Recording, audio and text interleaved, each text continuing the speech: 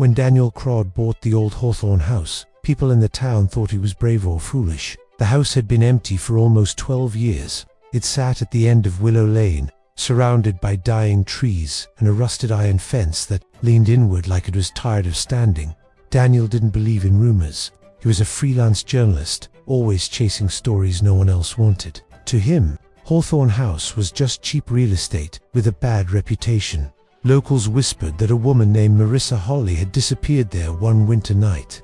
No body was ever found. No suspect was charged. Eventually, the case went cold. The night Daniel moved in, he noticed something strange. The air inside the house felt heavier, like the walls were holding their breath. His recorder picked up faint tapping sounds even though he was alone. He laughed it off. Old houses made noise. But when he reviewed the audio later, there was something else beneath the tapping. A low, uneven breathing sound. Daniel began documenting the house, planning a long-form article about abandoned homes with dark pasts.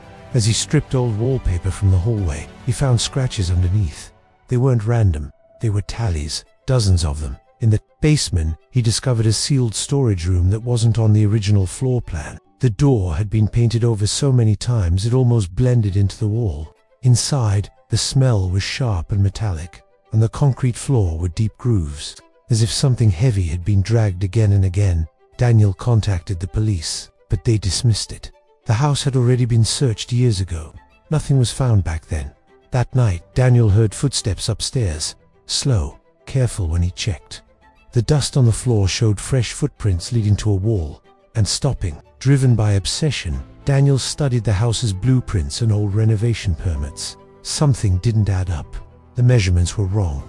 Behind the living room wall, there was empty space. He broke through the plaster and found a narrow hidden room, barely wide enough for a person to stand. Inside were torn fabric pieces, strands of long hair, and a cracked phone with no SIM card. But the most disturbing discovery was the writing carved into the wooden beams. He said the house would hide it. Daniel recognized the handwriting. From old police photos, it belonged to Marissa Holly. Before Daniel could call anyone, the power went out. His flashlight flickered, revealing another sentence below the first one that had been covered by insulation for years. The house remembers. Daniel released a preview of his findings online. The video went viral overnight. Viewers began sending tips, including one message from an anonymous account. It said only one thing: "You're living with him." Digging deeper, Daniel uncovered a shocking detail. Marissa's fiancé Evan Brooks had been the last person to see her alive. He claimed she ran away. Evan Brooks also happened to be the man who renovated Hawthorne House shortly before Marissa vanished. When investigators returned with new wants, the house was examined again, this time with advanced scanning equipment. They found blood traces soaked deep into the wooden beams, not on the surface. Inside the structure itself, the house hadn't just witnessed the crime, it had absorbed it. Under pressure, Evan Brooks finally broke. He confessed that during an argument, he killed Marissa by accident. Panicking, he hid her body within the house, believing renovations would erase all traces, but he underestimated time.